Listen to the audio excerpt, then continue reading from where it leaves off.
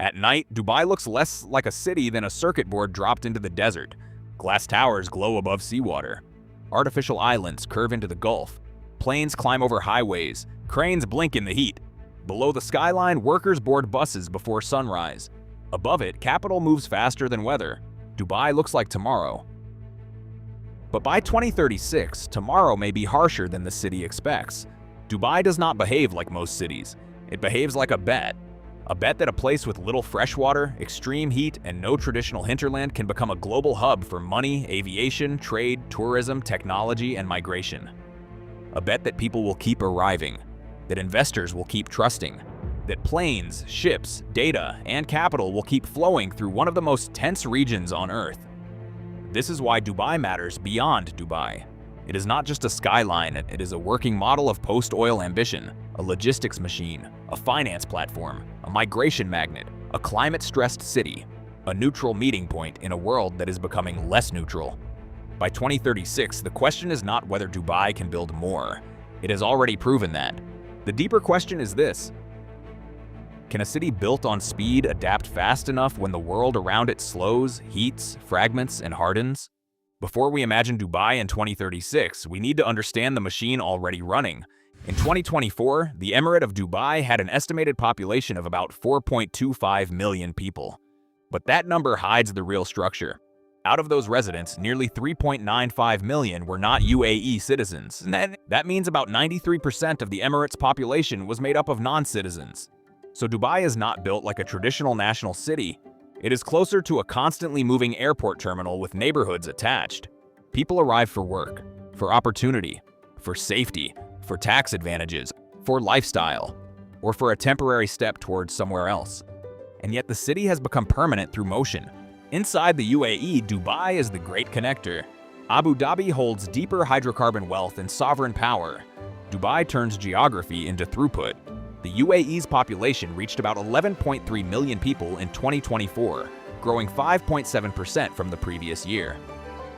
Dubai's economy reached 541 billion dirhams in current prices in 2024, with real growth of 3.2%. Its tourism and aviation machine is already enormous.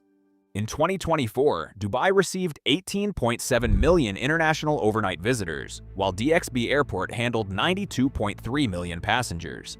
And at sea, Jebel Ali handled 15.5 million standard shipping containers in 2024, its strongest performance since 2015. The skyline is the visible part. The real city is made of contracts, visas, runways, shipping lanes, cooling systems, and trust. And that brings us to the engine. Dubai's strength is not that it controls everything. Its strength is that it connects everything. Cargo from Asia, capital from Europe, tourists from everywhere, labor from South Asia, Africa, and the wider region. Wealth seeking safety, companies seeking access.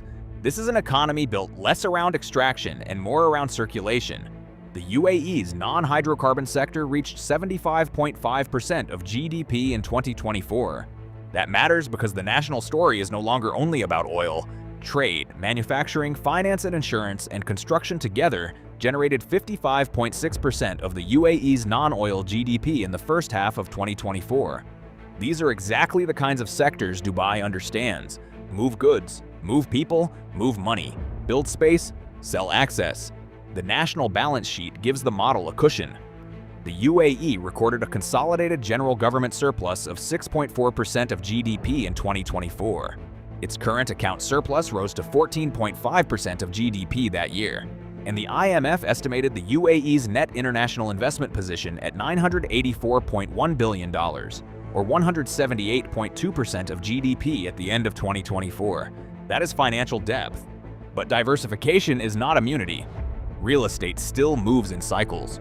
Global interest rates still matter. Regional instability can raise risk premiums overnight. Saudi Arabia is competing harder for headquarters, capital, tourism, and talent. Dubai's own D33 agenda aims to double the size of the city's economy by 2033, place it among the top 3 global cities, and deliver 100 transformational projects. That is ambition at full speed. But by 2036, the question is whether Dubai's connector role becomes more valuable or more fragile. Because an engine like this does not run on money alone. It runs on people. Dubai's future is often shown from above. drone shots, islands, towers, and highways. But the real story is at street level.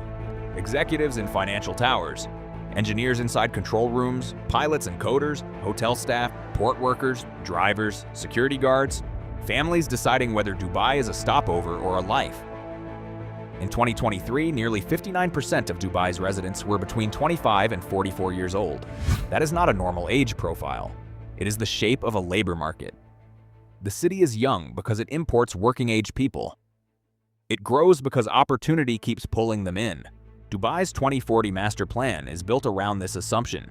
It expects the city's population to rise from 3.3 million in 2020 to 5.8 million by 2040, with a daytime load of up to 7.8 million people. Across the whole UAE, a forecast based on the United Nations World Population Prospects 2024 estimates a national population of about 13.1 million people in 2036, so the human pressure will increase.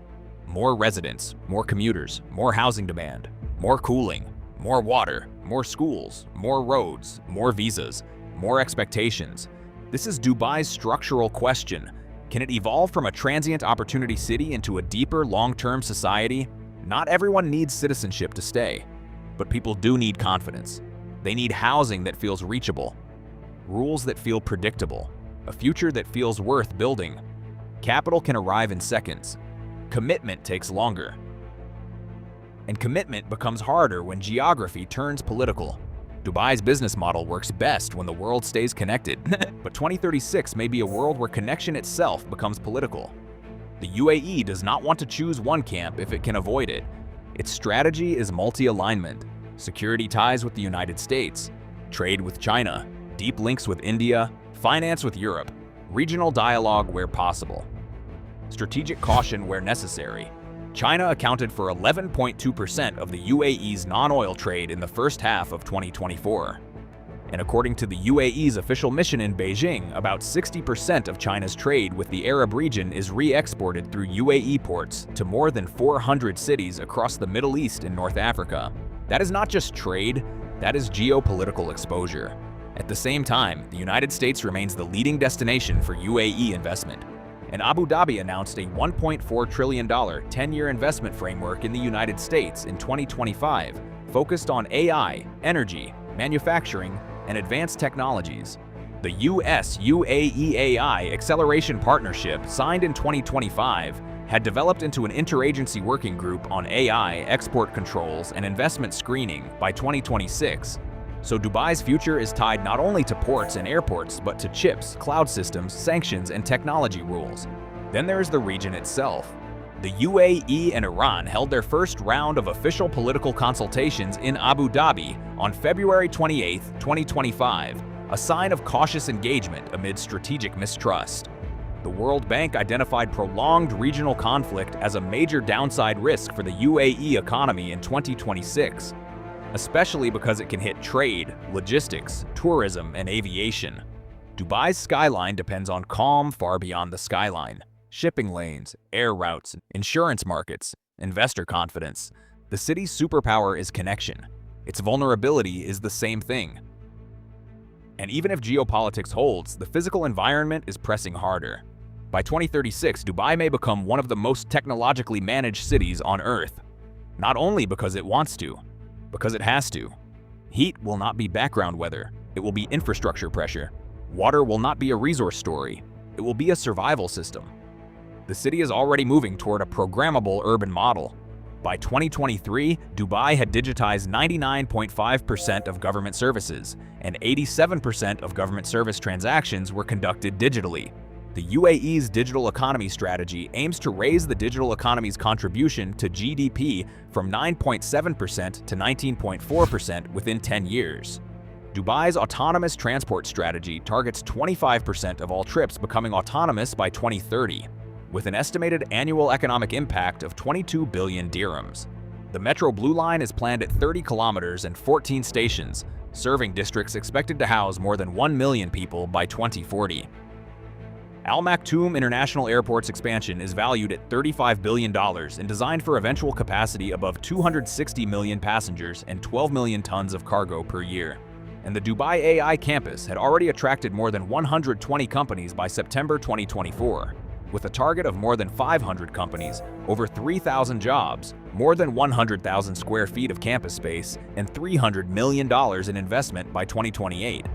But the hard systems are not just digital. The UAE's annual freshwater withdrawal in 2020 equaled 1,587% of its internal renewable freshwater resources. The country gets about 42% of total water requirements from roughly 70 major desalination plants, producing about 14% of the world's desalinated water. The smarter the city becomes, the more it reveals the pressure it is under. Outside forecasts do not describe one clean future. They describe a contest between growth and pressure.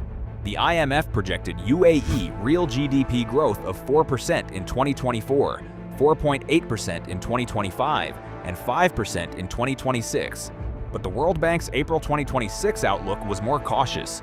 It lowered its UAE growth forecast for 2026 to 2.4%, linking the slowdown to regional conflict and disruptions in trade, logistics, tourism, and aviation. That gap matters. It shows how quickly Dubai's future can change when the region becomes unstable. Dubai's own strategy is far more ambitious. The D33 agenda targets a doubling of the city's economy by 2033 and a place among the world's top 3 global cities. The UAE's energy strategy for 2050 targets a mix of 44% clean energy, 38% gas, 12% clean coal, and 6% nuclear energy, with 600 billion dirhams in investment by 2050. DUA's Mohammed bin Rashid Al Maktoum Solar Park is planned to reach 7,260 megawatts by 2030, provide 34% of DUA's energy mix, and reduce emissions by about 8 million tons of CO2 per year. The UAE's climate strategy links a 40% emissions reduction target by 2030 to the path toward net zero by 2050. But climate forecasts remain blunt. The UAE's National Climate Change Plan projects average annual temperatures rising by between 1.5 and 2 degrees Celsius by 2040. And the UAE Water Security Strategy 2036 targets a 21% reduction in total water demand by 2036. So the forecasts agree on one thing: Dubai can grow. They disagree on how expensive resilience will become. That is why the future is best understood through scenarios. The first scenario is the best case. In the best case, Dubai in 2036 feels like a city that turned pressure into design.